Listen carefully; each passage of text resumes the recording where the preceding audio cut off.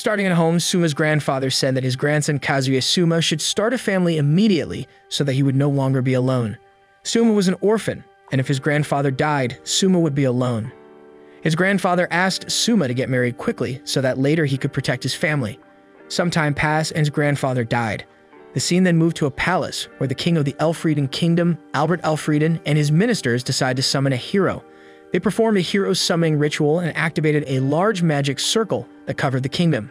They apparently summoned Suma and brought him before the king. The king thanked Suma for answering his call. However, Suma went berserk because he had been kidnapped into a strange world. But in the end, Suma asked them to explain the real situation. On the continent of Landia, many races inhabited it. But 10 years ago, at the northernmost tip of Landia, a dimension of darkness opened up. Monsters came from the demon world and caused a big war. Several countries united to fight the monsters, but ultimately they lost. Monsters took up a third of the continent, whose territory was known as the Demon's Lord Domain. Suma was stunned and hoped they didn't ask him to fight the monsters. But they planned to send Suma to the Grand Chaos Empire. The Grand Chaos Empire directly bordered the Demon's Lord Domain and was the main territory in the resistance against monsters. Grand Chaos had requested financial support from other kingdoms. However, the Elfrieden Kingdom was experiencing economic difficulties due to many refugees. Therefore, they offered help by sending a hero. Suma wanted to know what they meant by a hero. They explained that the hero would lead the revolution into a new era, but they didn't know much about the hero because he was a mysterious figure. Suma hinted that later he might be dissected by the Grand Chaos Empire, but Prime Minister Marx denied it. Suma didn't know what he should do. He asked if the kingdom could call someone else. Prime Minister Marx said that the last time they summoned a hero was 500 years ago. They couldn't perform the hero summoning ritual too often. To help them, Suma wanted to see the financial records and help improve them. Suma, King Albert, Prime Minister Marx, and Queen Alicia Elfrieden spent 3 days and nights reviewing the kingdom's finances. Suddenly, Suma heard the news that the king had abdicated. Suma was appointed king and would be married to Princess Alicia Elfrieden, the king's daughter. The news reached the 3 dukes who led the armed forces, which were Castor Vargas, Excel Walter, and Jorg Carmen. Alicia rushed home thinking there was treason in the kingdom. It turned out that King Albert abdicated because he believed Suma was more suitable to be king. The king said that it was up to his daughter if she wanted to marry Suma or not. However, he asked Alicia to meet Suma first. Alicia then met Suma. Suma explained that Albert had just given him the royal throne, even though what he did was help as much as he could. After seeing the financial records, Suma felt he was more suitable to be Minister of Finance. He didn't want the king's throne at all. Suma told her that she didn't mean to marry him. Suma intended to hand over the throne to Alicia once he got the kingdom's finances back on track. Alicia wanted to know whether Suma could really turn around the kingdom's finances in a few years. However, Suma said that he had already made money and sold several national treasures. Suma explained that the kingdom sold items that held high cultural and historical value. Suma divided these items into 3. Items of historical or cultural value that were more useful and could be displayed in museums were classified as Class A. Items that did not have historical or cultural value were sold and classified as Class B. The rest were magic items that were not for sale and classified as Class C. Excel then decided to send Maria Euphoria and determine whether Suma deserved to be the new king. Suma intended to pay the bill at the last moment. Alicia wanted to know why Suma didn't keep the money and distribute it to the military. Suma explained that they needed time. Strengthening their military did not solve the kingdom's financial problems or the refugees. If food and refugee matters were forgotten, it could trigger treason. Landia was a world full of strange creatures.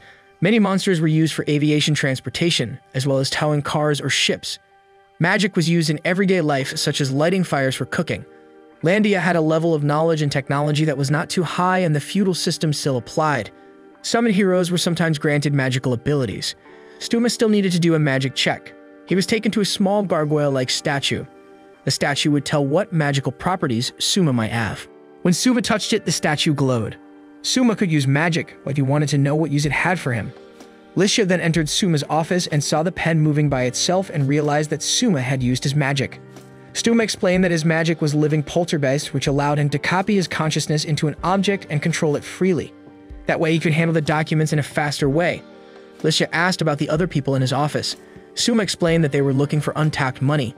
If there was any expense fraud or misappropriation, the party concerned must pay the shortfall or he would be arrested. Even if they found enough money to pay the bills, they would never have enough manpower. Finally, Alicia helped Suma with the paperwork. They worked all night. Suma still woke up and worked until dawn. so the others and Licia had fallen asleep due to exhaustion. He then approached Licia, who suddenly woke up. Suma said that they were done working. Suma wanted to show Licia something. They then took horses, but it turned out Suma didn't know how to ride a horse. Licia wondered if Suma had family in another world. Suma explained that he had no family because his grandfather died before he arrived here. So Suma felt relaxed if he wanted to spend a long time in Landia. Suma then took Licia to a white cotton flower garden. Licia thought the flower garden was beautiful, but Suma said that these beautiful flower fields were the reason why their country was short of food. When the war started and the demons' Lord Domain's territory expanded, their cotton production would plummet. As purchasing prices increased, they stopped growing food and instead grew cotton.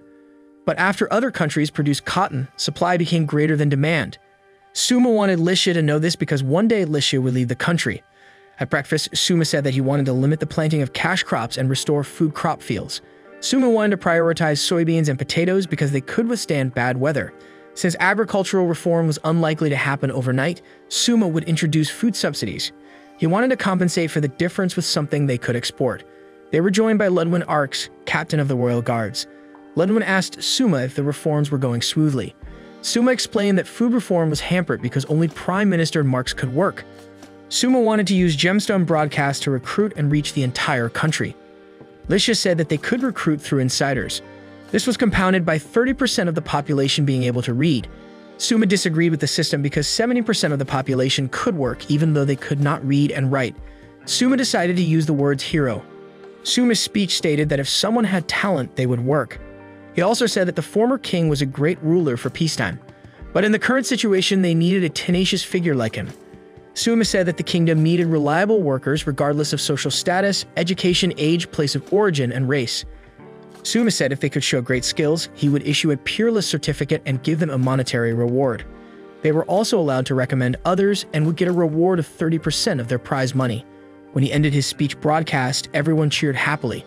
People from various regions of the kingdom began to pack their bags and leave for the capital. Due to the hero's strange powers, Suma was able to speak and understand the languages of that world, including writing and reading. Licia remembered what Suma said, that he didn't have a family. She wanted to know if Suma would stay in this world if she were to marry him. Her maid, Serena, came in and saw Licia's face red. Licia tried to deny it. Serena said that there would be new recruitment and Licia had to attend. Outside the room, Pancho Panicotta felt nervous. Even though his talent had been recognized, he still felt nervous about showing it to the king. Meanwhile, Aisha Udgard met with the king, but she refused to submit. She said as a tribal warrior, she only submitted to the chief. Suma felt relaxed because he was the one who called them. Aisha then went out first. Suma then used his magic to read the Dark Elf book, and it made him very curious about them. Prime Minister Mark said that Aisha had extraordinary talent in martial arts. Aisha said that they would receive prizes because they were recognized as the best in the kingdom. But Aisha said that she didn't want the gift. She had a request to the kingdom. She said that in the gods' protected forest, they were worried that the trees would become thin and no young trees would grow. She hoped that Suma would lend them his wisdom. Suma wasn't sure what to say, but he asked whether Aisha and the others were cutting down the forest properly. Suma explained that when they left large trees, their leaves blocked sunlight, and that prevented younger trees from growing. When trees became too dense, they interfered with each other's growth.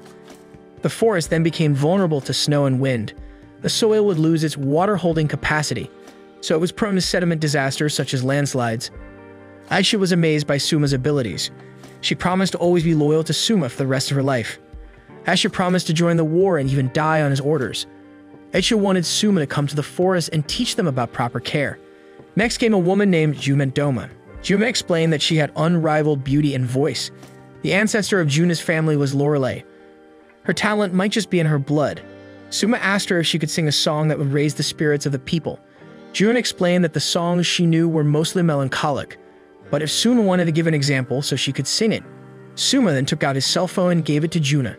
Suma played a song from his world. After listening to it, Juna said she could sing it even though she didn't understand the language. After singing the song, Juna received warm applause from everyone. Juna said she wanted to learn more songs from Suma's world. Prime Minister Marx then introduced the next person, namely Pancho Panicotta from Pot Village. Prime Minister Marx explained that Pancho's talent was eating. Meanwhile, many came with the same talent, but no one was able to beat him. His appetite had taken him to all corners of the world. Suma stood up and said that he had been waiting a long time for someone like Pancho and was very happy to see him. Pancho got emotional because they called him a fat man who spent his money just on food. but Suma convinced him that Poncho's talent was excellent and would help save the kingdom. Suma learned of royal tradition to give him the nickname Ishizuka, the name of a culinary influencer from his world. When the people saw Suma receiving Poncho, they thought they could try it too, and started gathering in Elfrieden. Prime Minister Marx explained that 3 people had previously run for office, but the next person was nominated by someone else. Prime Minister Marx then called on Hakiya Kwaman to come forward. Prime Minister Marx explained that Hakiya had shown a talent for intelligence. He said that his knowledge and memory were unmatched in the entire kingdom. Suma asked who recommended him. Hakiya explained that the uncle who lived with him said that he was old enough to stop reading books. Hakiya that must leave to serve the country. Suma remembered his past life and then asked Hakiya what genre of books he read. Hakiya said that he read all kinds of books, namely literature, history, law, and military tactics. He said that learning new knowledge was his reason for living. Suma offered him to become a librarian in the royal library. Later, Hakiya would have access to rare books. Hakiya said he would accept it a moment ago, but he changed his mind in the end. Hakiya wanted to use his knowledge to support King Suma. Suma asked why he changed his mind. Hakiya said that he wanted to judge whether Suma was worthy of being a ruler worth serving. Hakiya used Poncho to test Suma. He saw that Suma was very wise in assessing Poncho's talents, but if Suma thought Poncho's talent was useless, he would fail to become king. Hakiya didn't expect Suma to welcome Poncho. He was happy because Suma could understand what the country needed most right now. Suma then invited Hakiya to his room to determine for himself his talents and whether he would be useful to him in the future. Hakiya would later become Prime Minister of the Holy Book. That night, Suma finally recognized Hakuya's talent and appointed him as his right hand. Prime Minister Marx began to introduce the last person, Tomo Inui from the mystic wolf race. She had an unusual talent that allowed her to communicate with birds and other animals. Tomo was then taken to the stable and asked to interview the horses there. She had to tell about the health of the horses and also their history. Suma suspected that she might be a refugee since mystical wolves do not originate from within the kingdom. Suma wanted to know how he could use her talent. Tomo said something, but because she was nervous, Suma couldn't hear him. Suma decided to meet her in his room. Tomo whispered something in Suma's ear, which then surprised him. Suma explained that in his world, monsters were neither humans nor animals. They were a separate breed of creature. But in this world, monsters fell into the categories of humans and animals. Humans, elves, beastmen, and dragonutes fell into the human category. Giant lizards and giant ants, even though they were the size of humans, were still considered animals. But dragons were treated differently. The reason was because they were still included in the world ecosystem. Monsters were considered creatures that looked different, but merged into one. Among them, some resembled humans, even though their intelligence was no different from ordinary animals. Tomo made sure that what she whispered to Suma, no one else knew except her mother. Because of that, Suma tried to act normal. Suma then returned to the throne. He had listened to Tomo's request and would reconsider it. Suma then told Prime Minister Marx that Tomo's talent was very rare. He wanted to discuss with Prime Minister Marx about how he could use Tomo's talents in the kingdom. Suma then thanked the new members and hoped they lend their strength to the kingdom's prosperity again. Suma then gathered Tomo, Lisha, Prime Minister Marx, and also Ludwin. He wanted to know if anyone else was listening to what Tomo was saying to him, but they were sure no one else heard it. Suma felt a little relieved because Tomo's words would not be broadcast to everyone in this country. Lisha wanted to know if what Tomo said to Suma was that serious. Suma said that Tomo could talk to demons. It was believed that monsters had intelligence like animals, but among the demons' lord domain, some were special. They could use weapons and magic and behave like humans. Humans began to call these unique monsters demons. However, there were differences between them and other races that were considered human. Prime Minister Marx and the others didn't believe that Tomo could talk to demons because no one could understand them. Tomo said that she was talking to a short devil and his face looked like a dog. She met him on the mountain while gathering vegetables. Tomo screamed for help. The demon was surprised and Tomo could understand him. Tomo thought that the demon was a scout. Tomo said that she couldn't see a demon with the same scent. Suma guessed that there were only a handful of demons who would let the mystical wolf escape. But if Tomo could talk to demons, her talent could easily overcome the current situation. Lisha wanted to know if they planned to negotiate with the demons to get their land back. Suma said that the people were currently uniting and fighting the devil. However, if they knew that there were people who could communicate with demons, they would definitely want to collaborate with demons. Suma guessed that there was some conflict between the kingdoms. Ludwin explained that Amadonia and Elfrieden had fought before. Suma and the others agreed that they should keep this a secret. Suma wanted to protect Tomo because she was more important than him. Tomo's talent could change the conditions between humans and demons that were happening now. Prime Minister Marx wanted to know if this didn't raise more attention to Tomo. Tomo was originally just a farmer and suddenly became an important person. He suggested that they welcome her as a noble. Suma could also adopt him. However, because Suma was not married, that was impossible. Prime Minister Marx proposed that Tomo became Suma's second empress, but because Tomo was still too young, Suma hesitated. Suma suggested that former King Albert adopt Tomo. Prime Minister Marx and Licia welcomed the idea. Tomo said that she already had a family, a mother, and a younger brother. They were waiting for her at the refugee camp. Suma assured that if Tomo was adopted, her family would be his family too. They would all live in the palace. Tomo finally agreed. Suma told Prime Minister Marx to wait a moment before announcing it, as it might raise suspicion. They thought about what position they could give Tomo to keep her in the palace. Prime Minister Marx answered that Tomo could be the person in charge of Suma's carriage horse. Suma agreed. After a few days, Suma went to Licia's room. He wanted to know how Tomo was doing. Licia said that her mother liked Tomo. She instead spent a lot of time with Tomo. Suma then received news about Pancho's return. He invited Licia to meet him. Pancho said he managed to get all the food he was looking for. Licia recognized the sack Pancho was carrying as a magic necklace. The sack could hold more than its actual size, and the items stored in it were not easily damaged. So the sack was very suitable for collecting food. Juna and Pancho used the broadcast system about the king's brilliant cook show. Suma then appeared and apologized for the food crisis that occurred. He told the community that they were trying to increase food production. Suma said the broadcast was designed to help the people until the food shortage could be resolved. They would introduce unusual foods and new methods of how to prepare food. To demonstrate what food that could be eaten, Suma asked Licia, Aisha, and Tomo to taste it.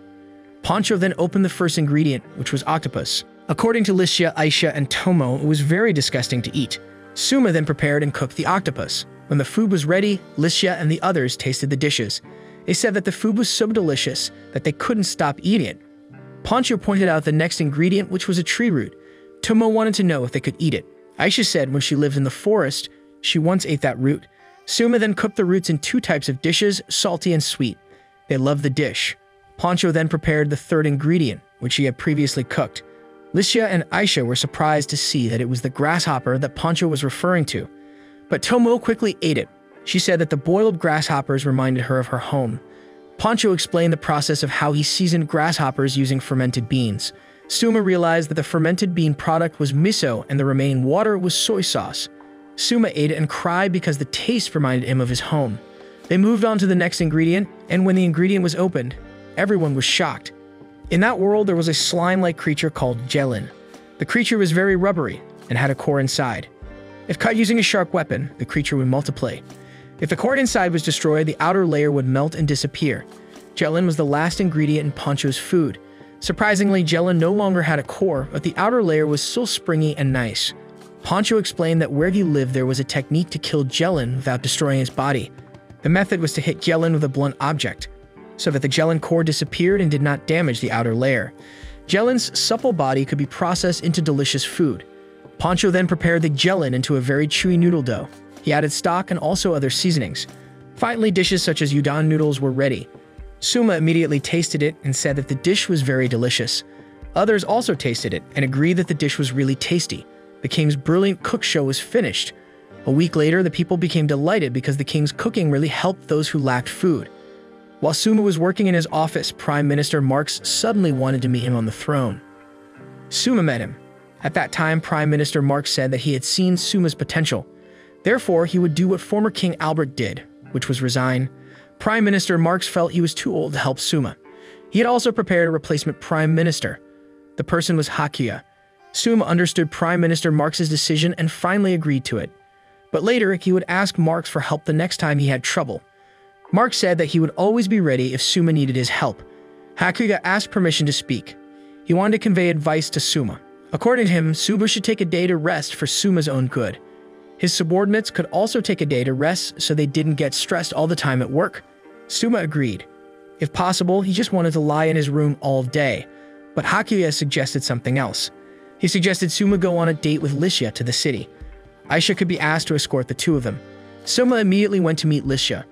It turned out that Licia was practicing sword training with Aisha. The two of them fought fiercely and created powerful explosions. Because he was afraid that the palace would collapse, Suma stopped them. After that, Suma conveyed Hakuya's suggestion. Licia and Aisha agreed with Suma's suggestion. However, they had to disguise themselves so as not to stand out when they walked around the city. Finally, they wore military academy uniforms. The three of them then left for town. When they arrived in town, they went here and there while killing time. At noon, Aisha's stomach growled. After that, they went to the Juna Doma shop. At the shop, they were given udon gelin, which was very delicious. Because Aisha was very hungry, she ate with gusto. After that, they talked about how Suma as king could have more than one wife. Suma even got embarrassed and said that he only wanted to have one wife. However, according to them, to maintain the family line, a man might marry many women. Suma argued and said that former King Albert only had one wife. Suma was told that King Albert used to be a commoner. Lisha's mother was the daughter of the previous king. After marriage, Albert was appointed king. Because he was too busy working, King Albert did not have time to look for another wife. While they were busy chatting, at another table, two people were arguing. In that kingdom, three dukes led their respective territories and troops. Duke George Carmen led the army, Duchess Excel Walter led the navy, and also Duke Castor Vargas led the air force. Apart from that, the central royal troops and all troops that were not under the command of the three dukes were called the Forbidden Troops led by the king. The three dukes came from different races. This was to ensure the peace of all races in the kingdom. However, this system had many shortcomings. Suma then contacted the three dukes to discuss reform. But no one answered at all. In between contacting the three of them, Suma had to go on holiday. At Juna's shop, Suma saw two people arguing. They were Kate Foxia and Halbert Magna. According to Juna, Keed was a witch from the Forbidden Army. Keed forbade Halbert from joining Duke Carmen. Kate explained that the relationship between Duke Carmen and the new king was not good. Halbert was sure that Duke Carmen wanted to lead a rebellion. He wanted to fight the new king, and Duke Carmen would definitely be happy to do that. But Keed forbade him because civil war would only cause disaster. Moreover, if a war broke out, the Turkish Republic in the frozen region would definitely take advantage of the opportunity to attack the kingdom. Apart from that, Keed already knew the new king's strategy. Managing war was the same as managing a kingdom. Logistics and food were crucial. If this was not put forward, both the war and the country would be destroyed. She had seen how Suma cleverly put forward logistics and food in a short time. But Halbert was still annoyed and wanted to fight. That was when Suma approached them. Cade immediately realized that it was the king. However, Halbert still didn't realize it because Suma was in disguise. Finally, they all sat at one table. Cade apologized for what Halbert said earlier. Meanwhile, Halbert was still rude to Suma. Finally, he found out that Suma was king. He immediately prostrated and asked for forgiveness. But Suma wasn't offended. He also freed Halbert to choose his leader. If Halbert wanted to join the three dukes and oppose him, Suma was fine with that too. However, when he found out that Cade and Halbert had been friends since childhood, Suma then reminded him of one thing. Cade was a member of the Forbidden Army. If war occurred, Halbert would face Cade. If Halbert could face and even kill Cade, then went ahead if Halbert wanted to be his opponent. Even though he didn't directly face Cade, people from the Halbert camp would definitely attack Cade. Halbert wouldn't be able to protect her because Cade was his enemy. Halbert just realized all that. He gave up his intention to join Duke Carmen. The next day, Serena informed that Glaive Magna, Halbert's father, wanted to appear before the king. Suma met Glaive, Halbert, and Cade. Suma noticed Halbert's disfigured face being beaten by his father. Glaive apologized for his son's attempt to rebel. However, Suma didn't care about yesterday's events and asked Glaive not to punish his son again. After that, Suma appointed Cade as a royal officer. Meanwhile, Halbert was transferred to the Forbidden Army and would fight alongside Cade forever. After that, Glaive wanted to say something, but he just wanted to talk alone with Suma. Finally, Suma asked the other people to leave the place. When Suma and Glaive were alone in the room, he revealed something. After that, the doll made by Suma had become big. With living poltergeist magic, Suma sent the doll on an adventure. The doll's name was Mr. Mascot. He was also famous for being a very skilled adventurer. Once upon a time, Mr. Mascot joined a team of adventurers. He and others explored the tunnels beneath the city.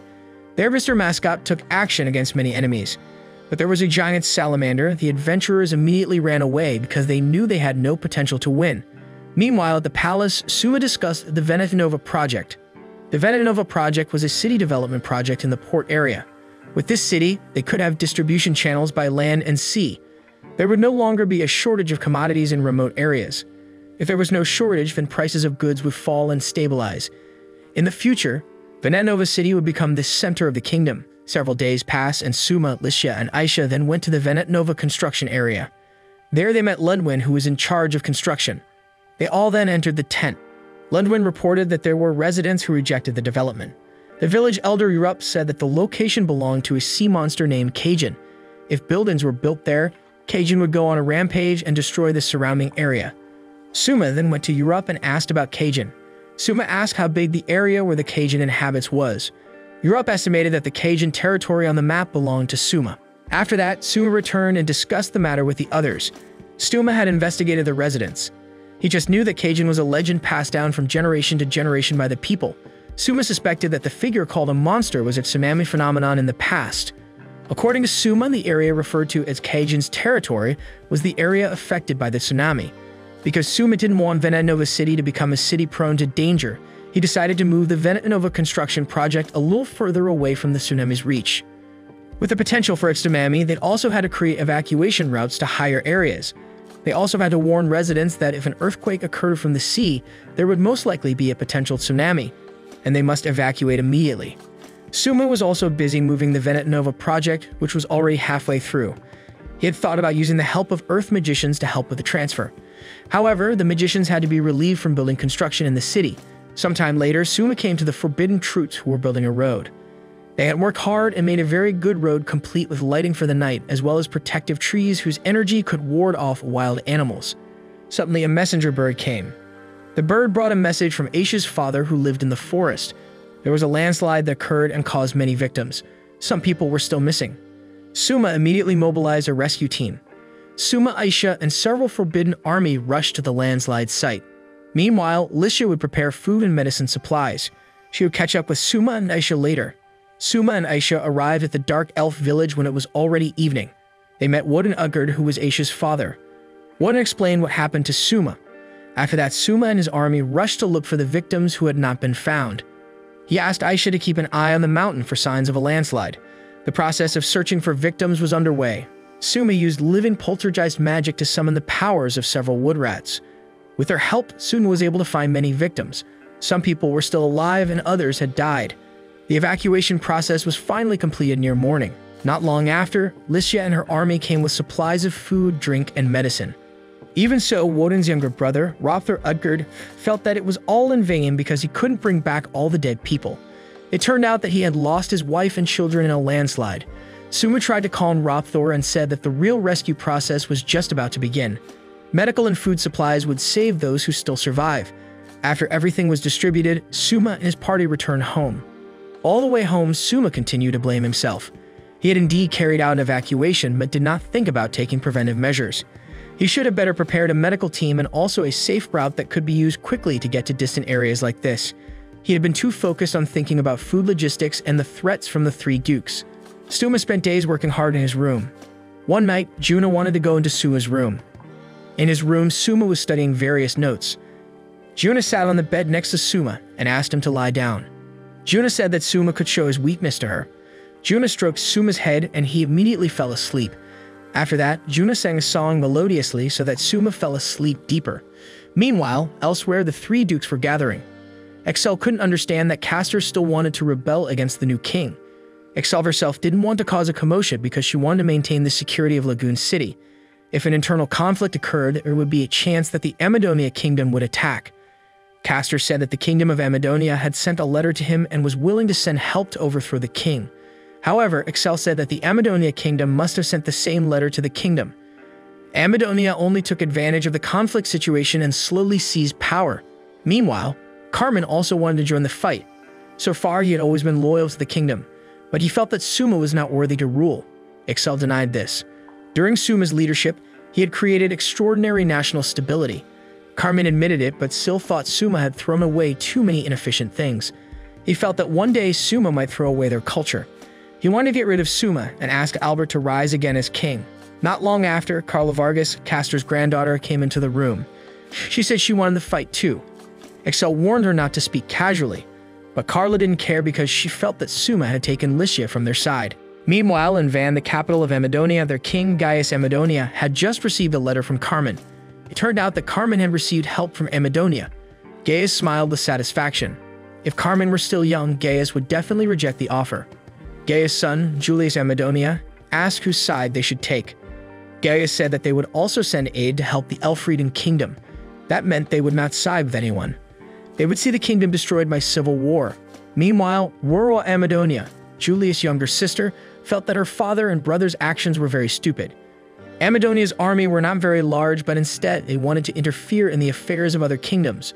Roro was jealous of the well-managed Elfrieden kingdom while Amadonia was so far behind. In the royal room, Hakuya reported to Suma that the food situation throughout the kingdom had stabilized. After that, Hakuya asked Suma to carry out their plan. Suma understood Hakuya's meaning. A leader sometimes had to commit crimes to warn his subordinates. The plan they were going to carry out was classified as a criminal act. Even though Suma was reluctant, he was forced to do this. Elsewhere, Gaius had already mobilized his army. They would leave when Carmen had started his war against the new king. Amadonia's Minister of Finance, Gatsby Colbert, asked Gaius not to fight. According to him, the kingdom's financial condition was currently precarious and war would only make the people suffer. Gaius got angry and hit Colbert. He didn't want the Elfrieden kingdom to become more prosperous since the new king came to power. He wanted the kingdom to be destroyed immediately. Colbert then reminded about the Mankind Declaration Treaty spearheaded by the Grand Chaos Empire. If there was a conflict between humans that involved fighting over territory, the Empire would impose harsh sanctions. However, Gaius said that the Elfrieden kingdom had not signed the declaration. Colbert explained that even though Elfrieden had not signed, the Empire would take firm action against parties involved in the royal conflict. Gaius then got angry and threw Colbert out. He immediately removed Minister Colbert's position. Colbert went and met Roro outside. Seeing Colbert's condition, Roro knew that her father could not be prevented. So Roro invited Colbert to leave town temporarily. Sebastian Silverdeer, Roro's close friend, had prepared everything necessary for their departure. Meanwhile, Suma prepared to carry out his evil plan. He made a video call to the three dukes. Suma gave them all an ultimatum as traitors if they did not obey him as king. Excel asked what Suma would do to their three territories. Suma promised not to touch their territories as long as the dukes obeyed him. Suma intended to take all the dukes' army and combine them with the Forbidden Army. Castor opposed Suma's decision because the Duke's army were tasked with anticipating the king's tyranny. Suma understood this and said that this only happened in times of peace. Currently, the demon's lord domain had become more and more extensive. He felt that he needed a centralized army that did not have much of a command structure. Suma was willing to let his head be cut off if he did something bad. Excel then asked about the port city Suma was building. Excel said that Lagoon City was also a port city. She wanted the new port city to be a place for recreation and a heart for business. Meanwhile, the naval center would continue to be based in Lagoon City. Suma accepted that. Excel felt relieved and stated that she was ready to join Suma. Castor openly rejected Suma's offer. He would join Carmen and fight Suma. Even so, the only ones who would rebel were him and 100 knights of Red Dragon City. The remaining air forces would be neutral. Hakuya was shocked to find out that Castor had anticipated his defeat. Carmen then spoke and rejected Suma's offer and wanted to fight. Carmen's reason was very simple. It was because he wanted to fight. Suma said that it was a stupid reason, but Carmen didn't care. Suma made an offer before the war. He stated that he did not want to cause many casualties during the war. Therefore, if the leader was killed, the army must immediately retreat. Carmen and Castor agreed. Before the video call ended, Lisha came forward and spoke to Carmen. She cut her hair and showed her loyalty to Suma. Carmen understood Lisha's determination and then disconnected the video call. After that, Suma asked Juna to appear from Excel's place. Juna came. It turned out she was Excel's granddaughter. She played an important role in Excel's decision-making. During this time, Juna was asked to assess Suma's suitability as the new king. And with that combined force, they were ready to face the rebels. Hakuya reported that 30,000 soldiers led by Gaius had moved to the Mount Ursula area towards Altamura, a fortress city. They definitely intend to target Altamura. Gaius and his army finally arrive in Altamura. Weiss prostrated himself and asked Gaius to forgive them. Gaius was willing to forgive as long as the city gates were immediately opened. Unfortunately, Weiss couldn't do it. The reason was that the townspeople were divided into two sides. Some wanted to surrender, and some wanted to fight. If the gate was open, there would be casualties on both sides. Gaius could win the fight. However, according to Weiss, it would be a waste to reduce his army to kill the city's residents. Therefore, Weiss promised to convince all city townspeople. When evening came, Weiss opened the gate. Gaius agreed and would give him time to persuade them. Meanwhile, Gaius' 10,000 troops were already in the outer fortress in the Carmen territory. Carmen's army, numbering 40,000, were ready to break into the fort. However, the newly built fort was very strong, and the enemy army could not break it. They then tried to fire several cannons at the wall and succeeded in making the fort wall crack. Not long after, Sor, a dark elf from the protected forest, arrived. He used his arrows to overcome Carmine's cannon fire. After that, Ludwin led the troops to face the enemy. With one swipe, they managed to destroy all the cannons while repelling the enemy. On the other hand, Gaius couldn't wait to attack. It was already afternoon, but the gate had not yet been opened. Instead, there was a voice of anger from inside the city. Weiss came and prostrated himself, asking for forgiveness because there was already a side form that was ready to die to fight Gaius and his army. If war broke out, Gaius' troops would die. Therefore, Weiss took out a bag full of gold as insurance so that Gaius wouldn't attack yet. He would try to calm the residents. If there were no results by noon, then Gaius could attack them. Since Gaius got a lot of free gold, he accepted the offer. It turned out Excel was already in Altamura. She had arrived there a few days ago because Suma asked her to. Even Weiss turned out to be Excel's subordinate. The gold was given on Suma's orders. Tomorrow afternoon, Suma would come and solve the problem. The day changed and Gaius and his armies were ready to attack. Meanwhile, Carmen's armies were still attacking the fort. It was then that a dragon-riding air force appeared from the sky. The Forbidden Army began to get nervous. The scene flashed back to the previous night. Castor had evacuated all the residents and left 100 soldiers ready to act. He heard the news that 10,000 Forbidden Army were already heading to Carmen territory. He wondered why Suma didn't attack him first so he could seize the air force. That was when Suma made a video call. It turned out that he had brought a giant warship that had been given wheels and was preparing to attack Castor's castle. He warned Castor to be ready to surrender, and the video call ended. Castor asked Carla and her army to fly and attack the giant warship. Carla and 100 dragon riders took action. However, they had difficulty getting closer because the Suma warship launched a series of deadly shots. Finally, Castor and his army managed to approach the ship. Unfortunately, Suma wasn't there. Even the soldiers on the warship were just puppets controlled by the living poltergeist. Carla panicked because Suma might have been already in the castle. At the castle, Aisha and Lish's combined attacks successfully defeated Castor. After that, Castor was given a slave collar, which made him unable to fight Suma. Carla appeared, but she couldn't do anything because she had lost. Carla was also given a slave collar. After that, they all went to where the Forbidden Army was. All the Air Force soldiers moved. In the afternoon, they all arrived and immediately surrounded and destroyed Carmen's army base. The corrupt nobles from Carmen's side asked that the citizens be used as shields to fight back. But Carmen didn't like the idea. After that, Carmen raised the white flag. After subduing the two dukes, Suma led the army to move. He already had the entire army of both dukes. On the way, Suma explained everything. It turned out that all the conflicts were intentional by Carmen. The goal was to eradicate the corrupt nobles. Sometime before, Glaive revealed a surprising fact. He told him that Carmen wanted to gamble with his life. He pretended that he was going to rub bulls so that the corrupt nobles would appear and gather in his camp. After that, when Carmen surrendered, all the corrupt nobles would be executed. Suma asked why Carmen would bet on him.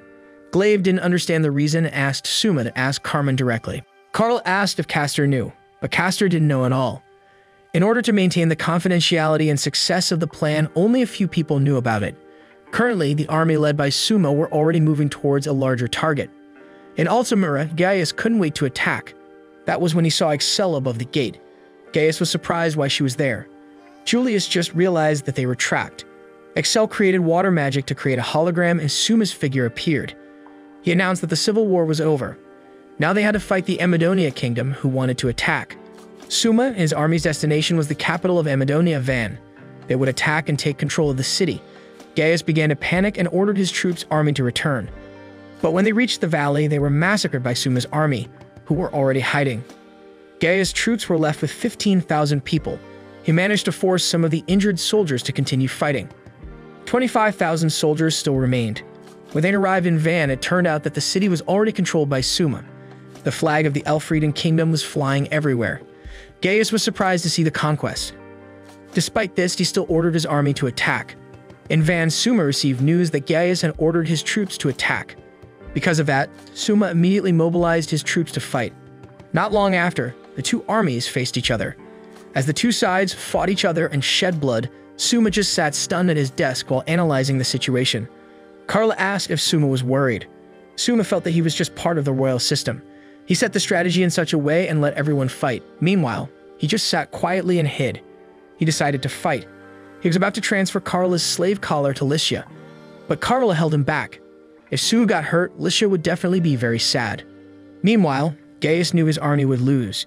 He asked Julius to leave there and escape. Initially, Julius refused and wanted to fight, but Gaius forced him.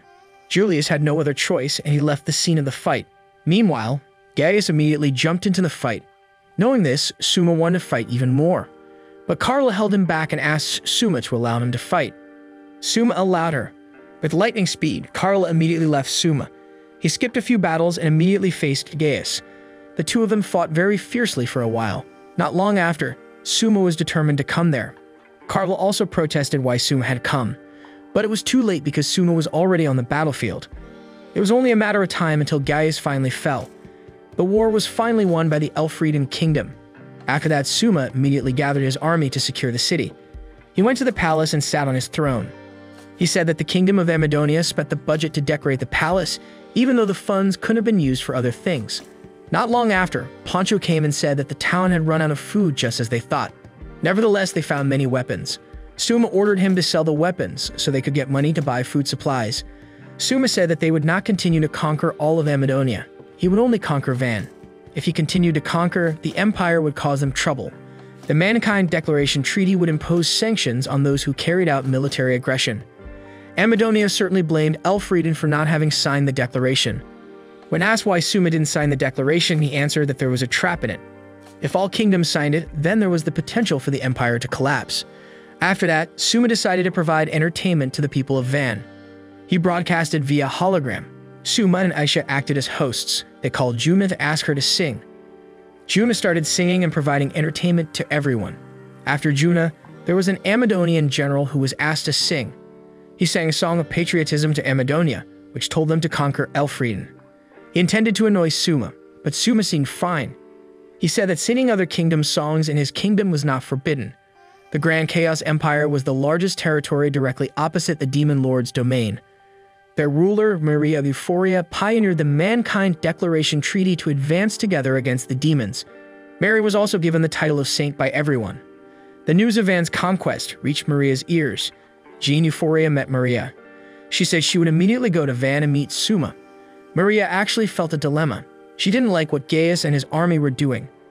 But in any case, Grand Chaos had to take action on what happened. He'd hoped to negotiate with Suma. Jean immediately left with her army. In Van, Suma was still trying to stabilize the situation of the residents. Poncho discovered a mysterious plant that was intoxicating but could be safely harvested without any intoxicating effects at all. The plant was called lily rhizome. With these plants, they could get a supply of carbohydrates. The harvesting program was immediately carried out. One afternoon, Suma was hanging out with the girls until he finally met Jean from the Empire. They chatted. Jean said she was amazed by all of Suma's accomplishments. She was interested in the crystal stone used to make the video and requested permission to replicate it in the Empire. Suma allowed her to do it. Jean just found out that Suma was a hero summoned from another world. She immediately saluted Suma.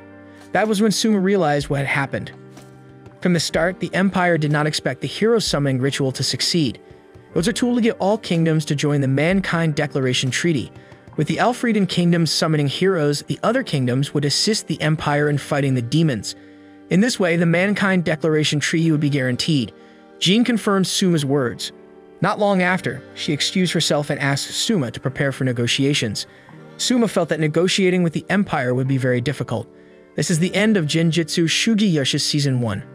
Thank you so much for staying in this channel and watching our videos. Don't forget to like this video and subscribe to our channel so we can keep you updated with our latest contents. See you in the next video.